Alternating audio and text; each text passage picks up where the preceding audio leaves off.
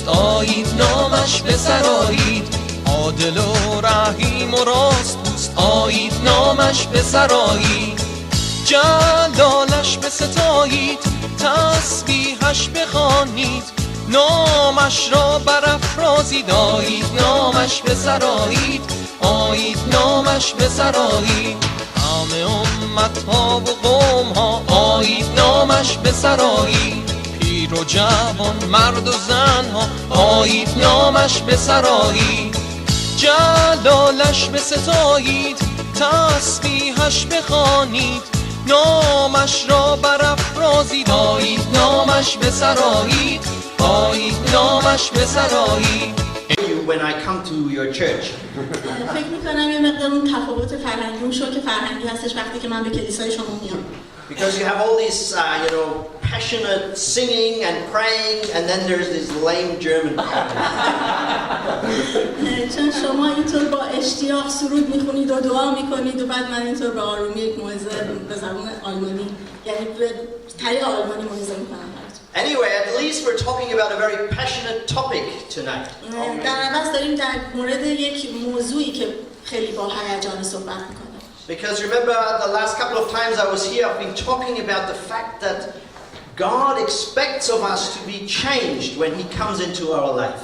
چون من دفعات قبل که اینجا بودم براتون در این مورد صحبت کردم که خداوند توقع داره که ما تغییراتی بکنیم وقتی که او وارد زندگی‌های ما میشه.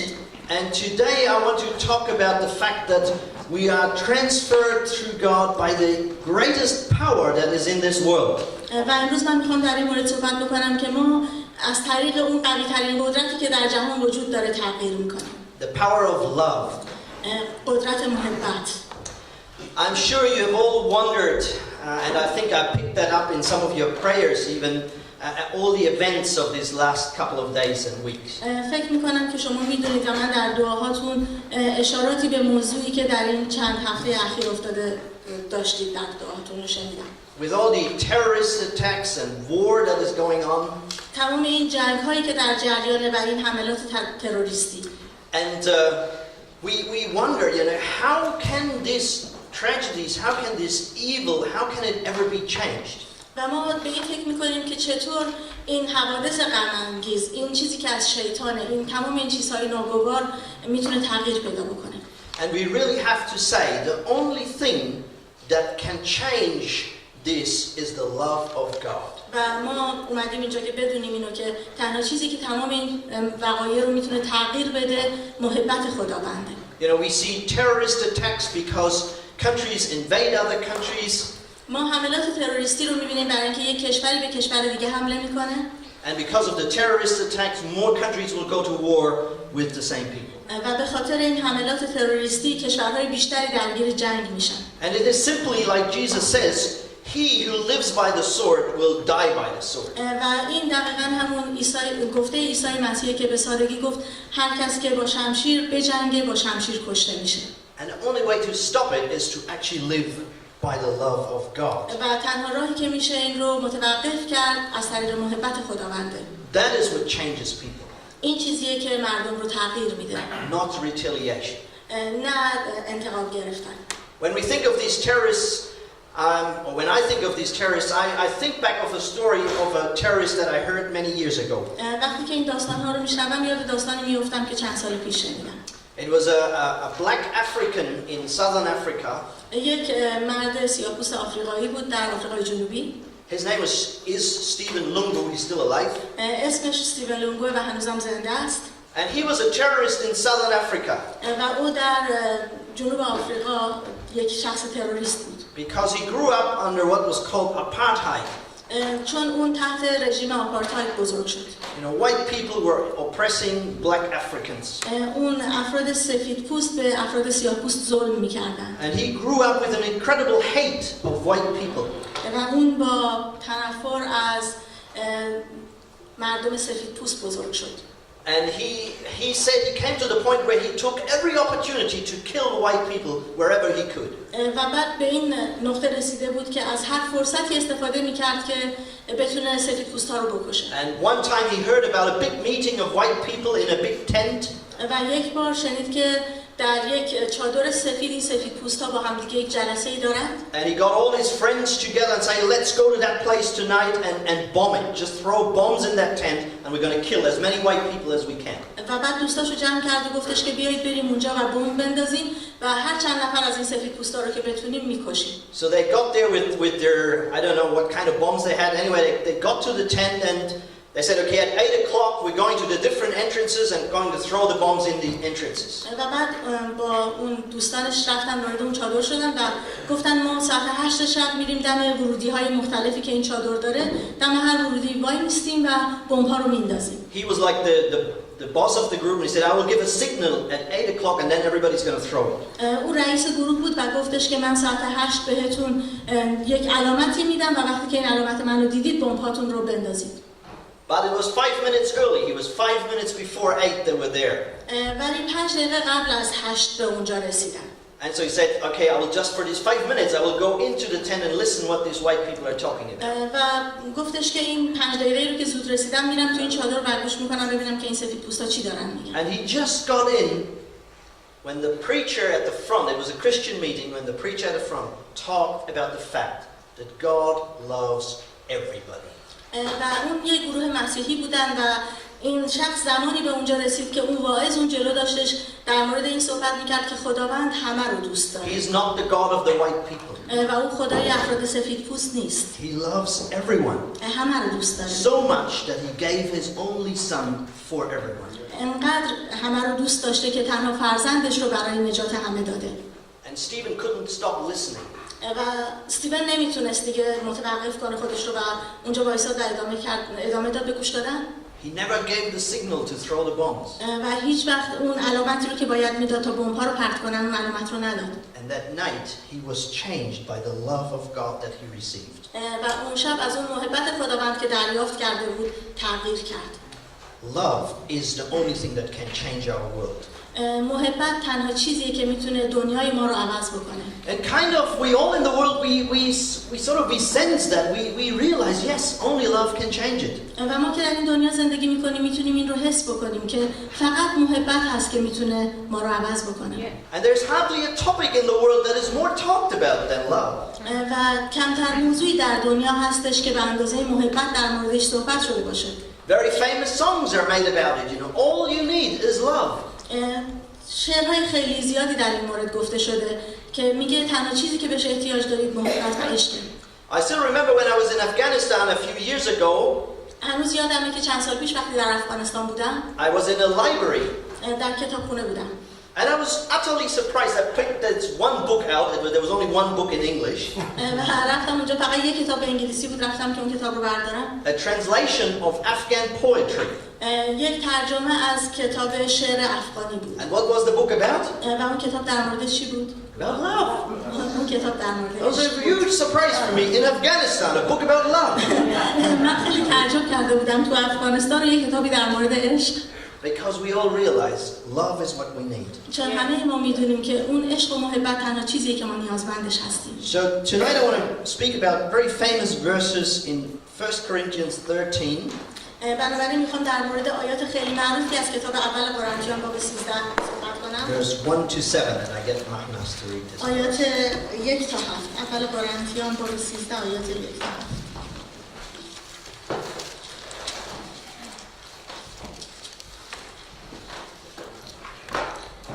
اگر به زبانهای مردم و فرشتگان سخن گویم ولی محبت نداشته باشم فقط یک طبل میانتویی و سنج پرسر و صدا هستم.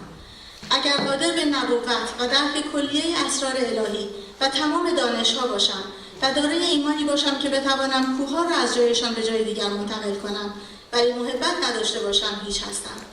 اگر تمام دارایی خود را به فقرا بدهم و حتی بدن خود را در راه خدا به سوختن دهم اما محبت نداشته باشم هیچ سودی عاید من نخواهد شد.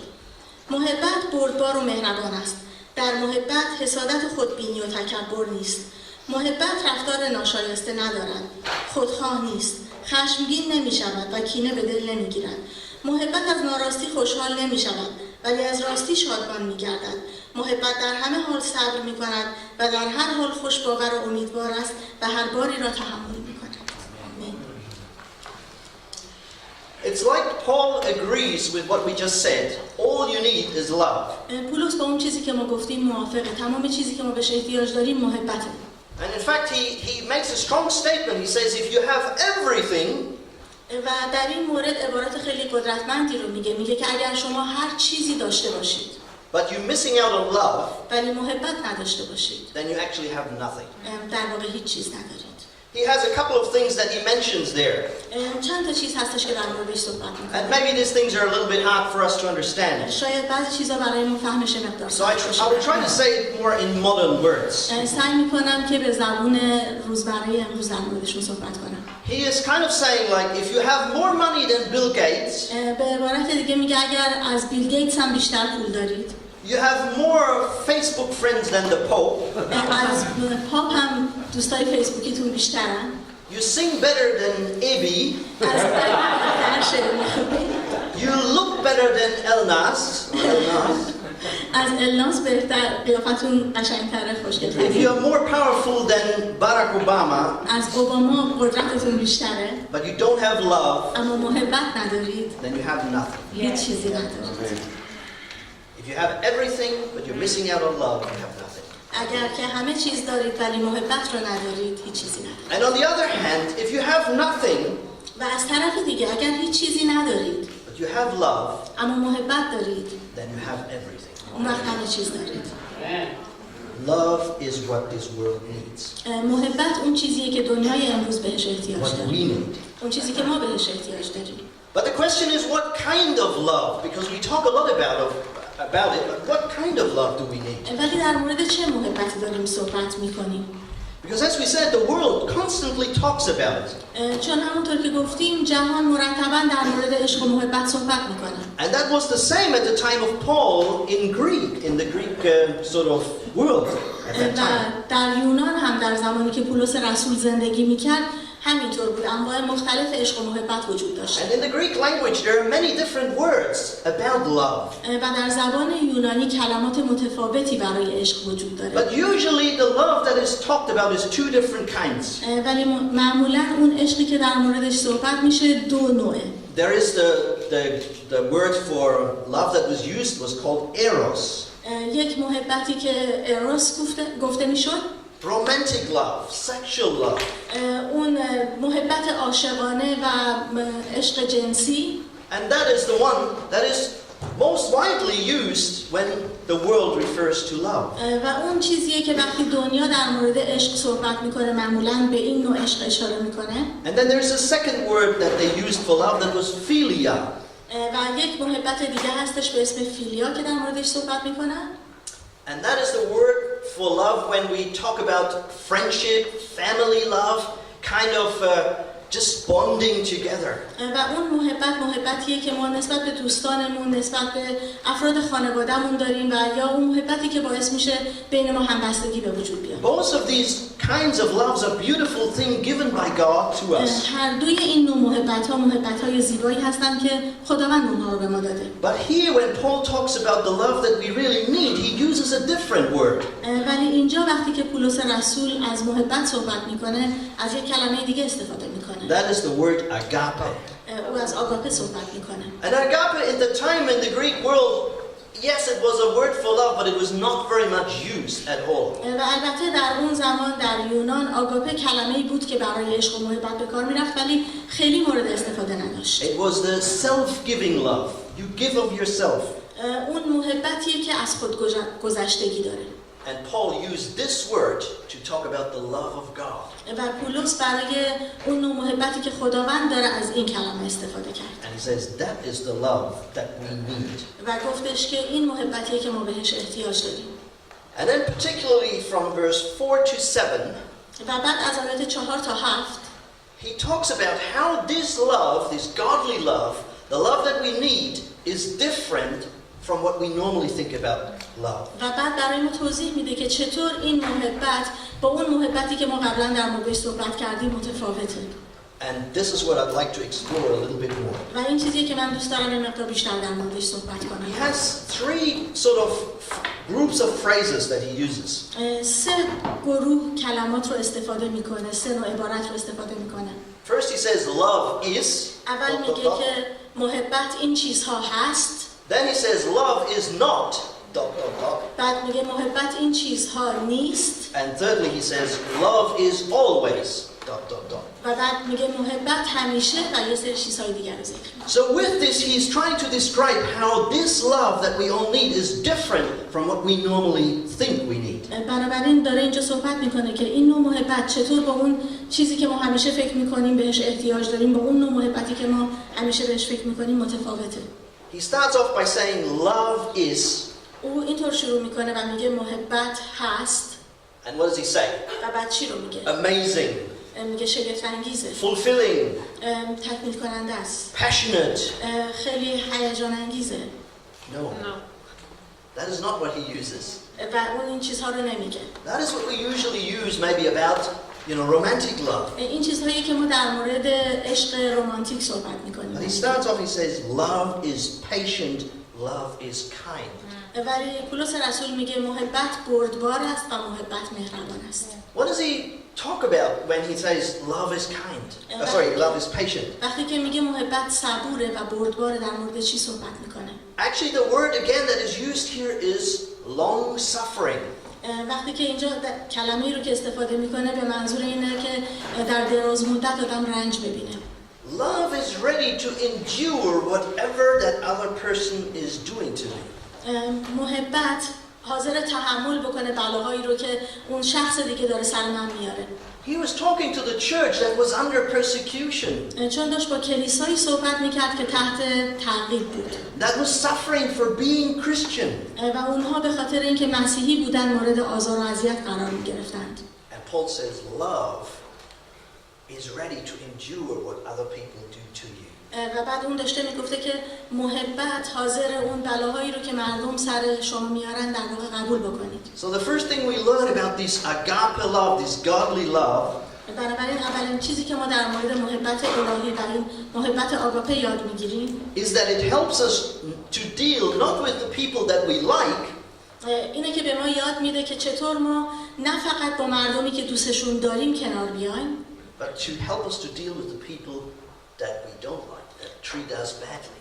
بلکه به ما کمک میکنه تا حتی اون کسانی رو که با ما بدرفتاری میکنن نسبت بهشون محبت داشته باشیم. That's the first thing. Love endures. Love is ready to keep up with what people are doing to us. یعنی که محبت حاضره با اون افرادی که دارن هر کاری با ما میکنن کنار بیاد. And that is linked to the next thing. He says love is kind. و بعد این وصل میشه به اون قسمت بعدی که میگه محبت مهربان است. Kind is that, when you do something good to somebody that they don't deserve. اون مهربانی زمانیه که شما برای کسی کار خوبی میکنید که لیاقتش رو نداره. So, like somebody keeps the door open for you when you go in the shop. یه نفر مثلا در برای شما باز میکنه وقتی که شما And then you say, oh, that's very kind of you. و شما بهش میگید که خیلی لطف کردی. But of course what he talks about here is much more deep than that. ولی البته اون داره از محبتی خیلی بالاتر از اینها صحبت میکنه. He says we are kind to those people who treat us unkind. داره میگه ما باید نسبت به کسانی مهربان باشیم که نسبت به ما نامهربان بودند. Who do bad to us. کسانی که نسبت به ما کارهای بد انجام دادن. And I think there's a beautiful example that we all know from the Bible. و فکر میکنم که همه ما این مثال زیبا رو در کتاب مقدس بلدیم. In the Old Testament, in the second book of Kings, در کتاب دوم پادشاهان, chapter 5, there is the story of a guy called Nehemiah. یک داستانی هستش از کسی به اسم نهمیا. He's a big guy in his country, یک شخص بزرگی در کشور like an خودش، army general or something like that. مثل یک ژنرال ارتش. Very rich, very powerful, خیلی ثروتمند و قدرتمند. but he has one huge problem. ولی یک مشکل بزرگ داره. He has leprosy, جذام داره. uncurable disease یک بیماری که قابل درمان نیست. that separates you from your family, from your society. و این بیماری تو رو از خانوادت و از جامعت جدا میکنه. He eventually gets healed in this story. در این داستان اون نهایتاً شفا پیدا But میکنه. how do you know how he gets healed? ولی میدونید که چطور شفا پیدا میکنه؟ Because there's a young girl in his house. چون یک دختر جوان در منزلش هست. And she tells him there's a man in Israel, he can heal you. و او بهش میگه که مردی در اسرائیل هست که میتونه تو رو شفا بده. And who was this girl? و این دختر کی بود؟ She was a Jewish slave girl. یک دختر برده یهودی بود. You know all the stories how ISIS is capturing Christian and Yazidi people in Iraq. شما داستانهایی رو در مورد آیسیس میشنوید که چطور مردم رو به بردگی میگیرن و این گروه یزیدی ها در عراق. And they make slaves of the women and the young girls. و اونها دختران و زنان رو به بردگی میگیرند. That was her situation. شرایط این دختر هم همینطور بود. She had been kidnapped. دزدیده بودنش. Perhaps raped. احتمالاً بهش تجاوز کرده بودن. She had to live as a slave in that house. باید به عنوان برده در اون خونه زندگی She می‌کرد. had every reason to hate that guy. هر دلیلی داشتش که از اون شخص متنفر باشه. What she did was she was patient with him and kind. ولی در مقابل او بردبار و مهربان بود. That is the love of God. این محبت خداونده. That is what Paul says we need to live out. و این چیزیه که پولس رسول میگه ما نیازمندیم که باهاش زندگی کنیم. That is the recipe that God gives us to stop violence. اون دستورالعملیه که خداوند برای متوقف کردن خشونت به ما میده. Not to retaliate, but to be patient and to be kind to those who treat us bad. نه اینکه تلافی بکنیم بلکه نسبت به کسانی که به ما بدی میکنن محبت داشته باشیم. Recently an Afghan friend asked me this question. Why is اخیراً یک دوست افغانی از من این سوال رو پرسید. Why is there no command in the Bible that when you or your people are attacked that you should take up arms and fight against them? که چرا در کتاب شما در انجیل هیچ جا دستوری نیستش که اگر یه نفر به شما بدی کرد شما هم برید و باهاش بجنگید؟ Well, it was a long discussion, but this is really what it comes down to here. و البته در این مورد بحث‌های زیادی هستش ولی به این نقطه مهم میرسیم. Taking up arms will just lead to more violence. اگر که ما بخوایم آستینامون رو بالا بزنیم و بریم بجنگیم باعث خشونت بیشتر میشه. But if we take up love instead, then the cycle of violence is going to be broken. ولی اگر ما به جاش محبت بکنیم اون دایره خشونت رو میشکنیم. So love is patient and love is kind. بنابراین محبت بردبار و صبوره و محبت مهربانه. He goes on to say, and love is not. و بعد ادامه میده و حالا میگه محبت نیست. Several points here. به چیزهای متعددی اشاره میکنه. And I believe that these points that he lists here, they're all like a chain, like links of a chain. و من فکر میکنم این نکاتی رو که بهش اشاره میکنه مثل حلقه های یک زنجیر به هم متصل هستند. Basically, Paul starts and says, God's love stands against the heart of all evil. اولین چیزی که میگه اینه که محبت خداوند در مورد بدی و شرارت میایسته. He starts off by saying, do not envy. Love does not envy. اولین چیزی که میگه اینه که محبت حسود نیست. The Greek word again for envy is zeloi. اون کلمه یونانی برای این حسادت زلوی هست. It's linked to our English word zealous, being zealous. مثل این کلمه انگلیسی zealous یعنی به معنی حسادت هست. Which is when you're inwardly stirred up and all emotional for something. وقتی که شما خیلی دچار احساسات شدید. And sometimes we're stirred up emotionally and it's good for something. و بعضی وقتا ما خیلی دچار احساسات شدیم و این یک دلیل خوبی داره.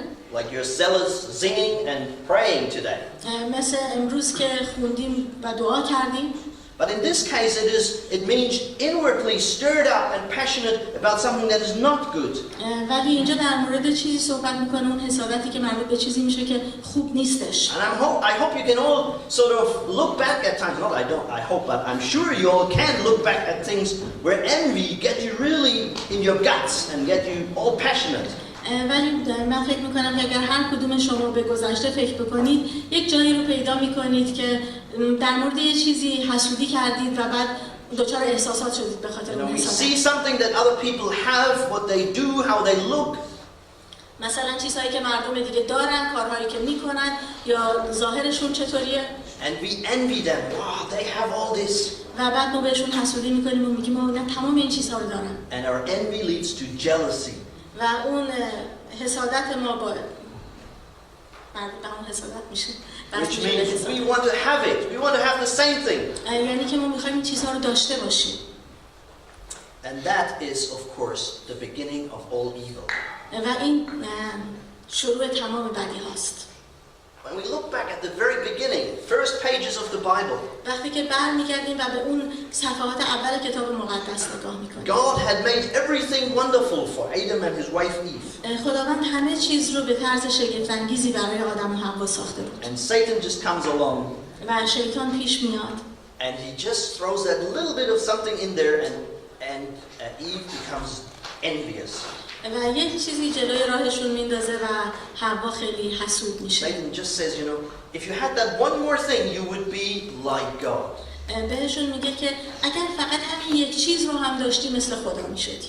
And of course, Eve listens to him و البته حوا به حرف شیطان گوش میکنه. because she's jealous, she wants it. چون حسوده و اون رو میخواد. And the tragedy of this world begins. و اون داستان غم انگیز این جهان شروع میشه. Paul says God's love does not envy. پولس رسول میگه محبت خداوند حسود نیست. God's love will just enjoy that God has given somebody something good and he has given me something else that is good. محبت خداوند اینه که شما از این که شخصی چیز خوبی داره خوشحال باشید برای اون شخص و اون شخص لذت ببره و از چیزهای خوبی هم که خودتون دارید خوشحال باشید و لذت ببرید. But this world is driven by envy and jealousy.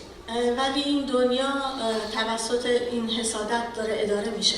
Starting from the two siblings at home who envy each other for the love of their parents. از دو تا بچه کوچیک توی خانواده که نسبت به محبت پدر و مادرشون به هم دیگه حسودی میکنن. Classmates who envy each other over better marks at school. اون همکلاسیایی که به خاطر نمره بهتر در کلاس با هم حسودی میکنن. Workmates who envy each other over a better job. همکارانی که برای کار بهتر به هم حسودی میکنن. To the superpowers of this world who envy each other over the power that they have. تا اون قدرتمندان بزرگ این جهان که سر اون قدرت زیادی که دارن به هم دیگه حسادت میکنن. Paul says that is not like that if we are filled with the love of God. پولس میگه اگر ما با محبت خداوند پر شده باشیم این روش ما نیست. And we cannot be like that because envy and jealousy will lead to lots of other chain reactions. و میگه ما نمیتونیم اینطور باشیم برای اینکه این حسادت باعث میشه که یه سری حرکات مانند زنجیره به هم متصل بشن.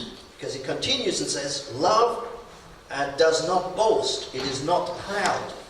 ادامه میده و میگه که محبت مغرور نیستش و افتخار نمیکنه به خودش. He says, if we let envy come into our hearts, this is going to happen. میگه که اگر اجازه بدیم حسادت وارد زندگی همون بشه این اتفاقیه که If میفته. we envy somebody, if we're jealous of somebody, then we need to do something with that. اگر که ما نسبت به یک نفر حسادت میکنیم بعد سعی میکنیم راجبش کاری انجام بدیم. And what some people do is that they start boasting about themselves. و کاری که خیلی‌ها میکنن در مقابل اینه که شروع میکنن از خودشون تعریف کردن. They act proud. مغرور میشن. The Aussies say he will show off.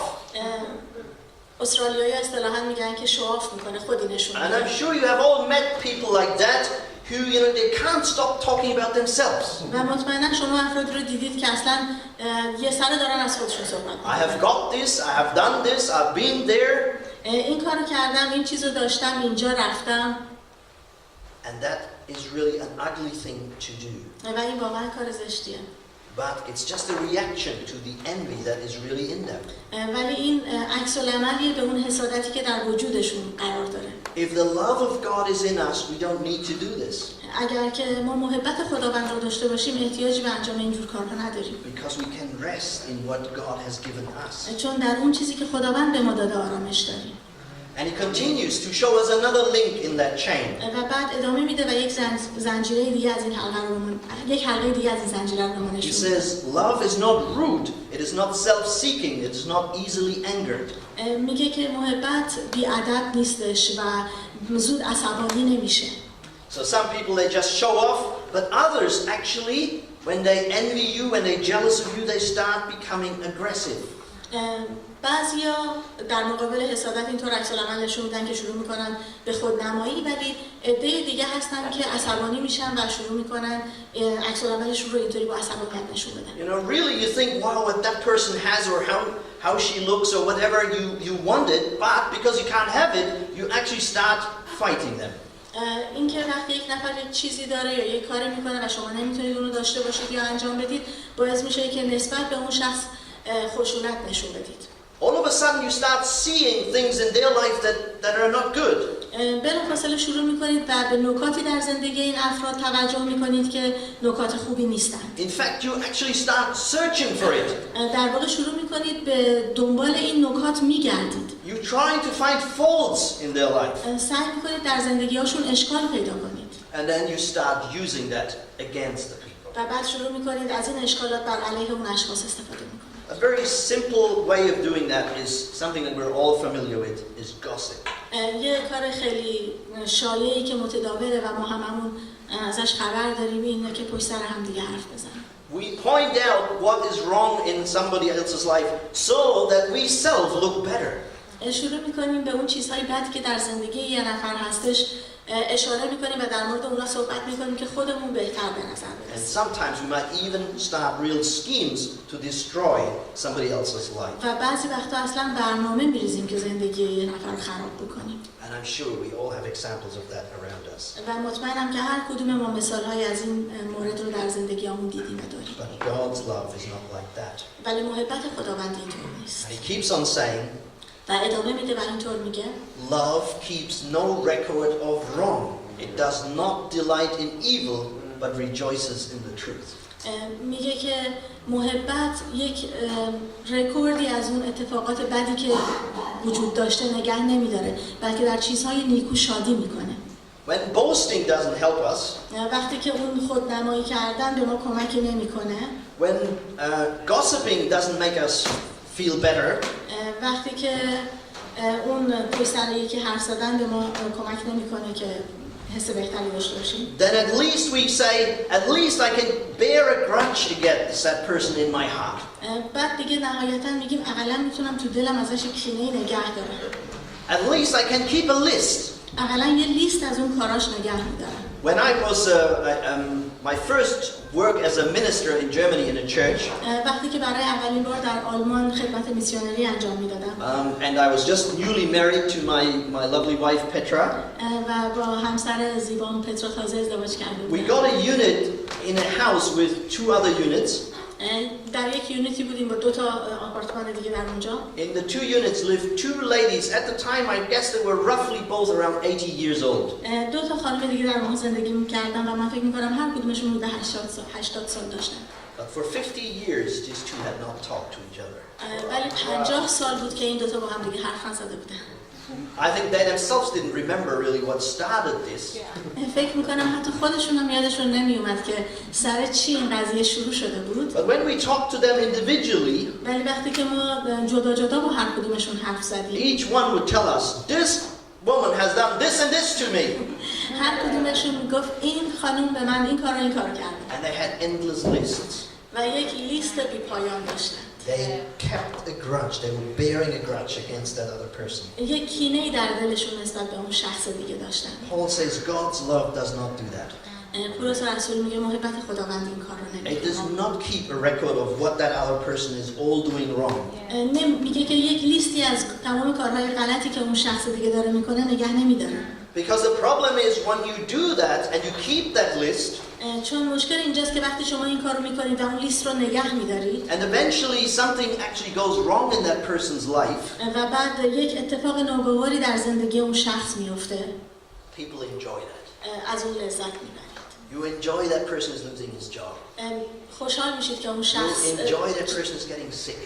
خوشحال میشید که اون شخص شغلش رو از دست داده یا مریض That شده. serves you well. میگید که حقت بود Because you did this. چون این کارو کردی. Paul says God's love is not like that. پولس رسول میگه محبت خداوند اینطور نیست. He says God's love rejoices in the truth. میگه محبت خداوند در حقیقت شادمانی میکنه. If God's love is in us, then we will be happy if something good happens to another person. اگر محبت خداوند در ما باشه از اینکه اتفاق خوبی در زندگی کسی بیفته خوشحال میشیم. Why? چرا؟ Because we know that God also gives good stuff to us. That is the truth. چون میدونیم که خداوند برای ما هم کارهای خوبی انجام میده. این حقیقته. Yes, sometimes we wish we had that good thing that other person gets. بله، البته گاهی آرزو میکنیم کاش که ما هم اون چیز خوبی رو که اون شخص دیگه داره داشتیم. But the truth is that God gives the best for us that we need. ولی حقیقت اینه که خداوند اون بهترین چیزی رو که مورد نیاز ماست به ما میده. So he continues to say, اینطور ادامه میده و میگه love is always. محبت همیشه. And he says, love always trusts, always hopes, always perseveres. محبت همیشه اعتماد میکنه، همیشه امیدواره و همیشه تداوم داره. Again, it is different from the way the world thinks about love. باز هم با اون روش‌هایی که دنیا در مورد محبت فکر میکنه متفاوته. The world tells you if your trust has been misused once, you stop trusting. دنیا اینطور میگه که اگر یک بار اعتماد کردید و از اعتمادتون سوء استفاده شد، متوقفش کنید، دیگه اعتماد نکنید. But here Paul says, love always trusts. ولی پولس رسول میگه محبت همیشه اعتماد میکنه. Love is always ready to give a second and a third and a fourth and a tenth and 100th chance. محبت همیشه حاضره که برای بار دوم، سوم، چهارم، دهم و صدم این فرصت رو دوباره به شخص بده. And he keeps on saying, love always hopes. و میگه که محبت همیشه امیدواره. Love always knows that that person can change. محبت همیشه میدونه که اون شخص میتونه تغییر بکنه. And because love keeps on trusting and keeps on hoping, it will in the end prevail. It will persevere. و به خاطر اینکه اعتماد میکنه و امیدواره نهایتاً مستحکم باقی خواهد بود و متداوم خواهد بود. That's what the hope is for this world. این امید این دنیاست. Love is what's going to change it. اون محبت چیزیه که این دنیا رو تغییر میده. But very quickly to the main question in all of this now. ولی خیلی سریع به اون سوالی که در این مورد وجود داره میپردازم. How on earth do we get this love?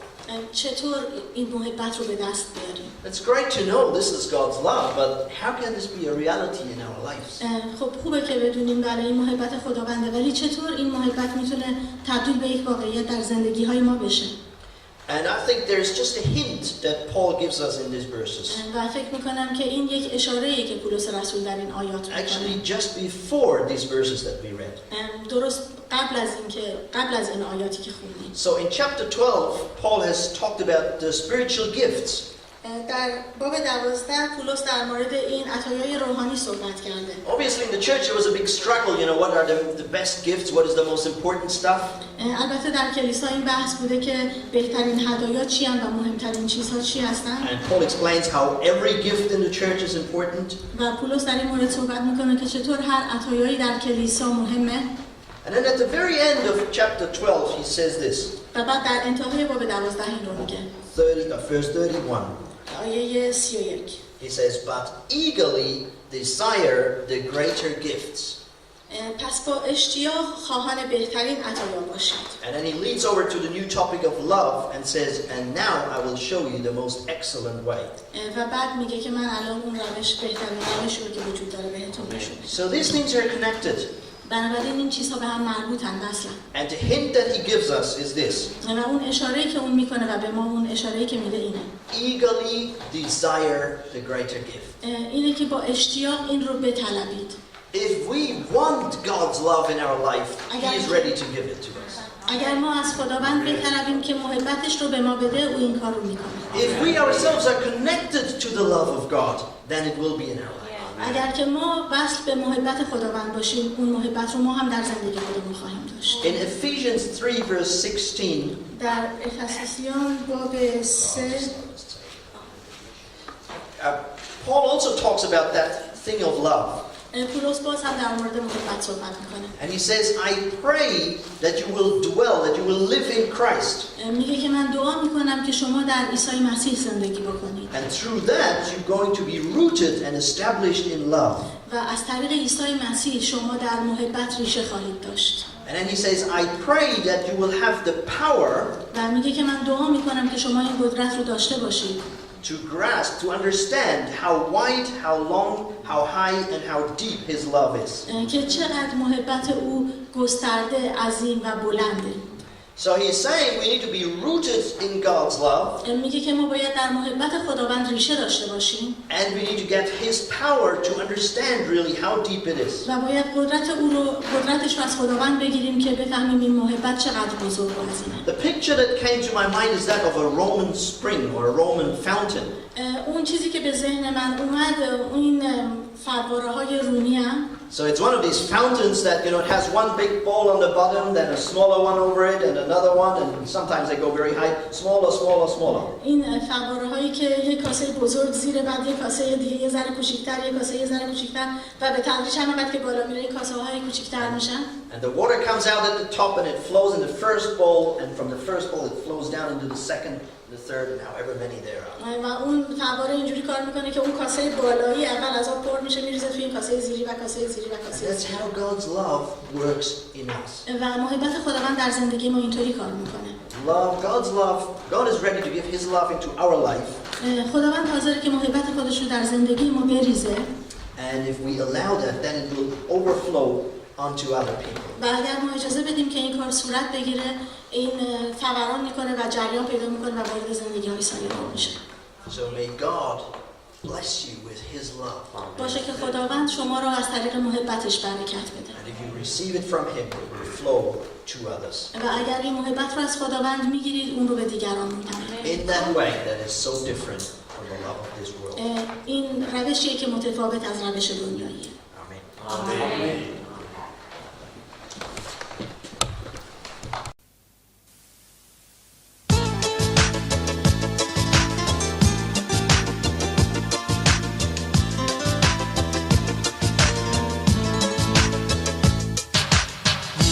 خدای ما نیکوست، آیید نامش بسرایید، عادل و رحیم و راست دوست، آیید نامش بسرایید، جلالش بستایید، تسبیحش بخوانید، نامش را برافرازید، آیید نامش بسرایید، آیید نامش بسرایید، همه امت‌ها و قوم‌ها، آیید نامش بسرایید، پیر و جوان مرد و زنها، آیید نامش بسرایید، جلالش بستایید، تسبیحش بخوانید، نامش را برافرازید، آیید نامش بسرایید، آیید نامش بسرایید.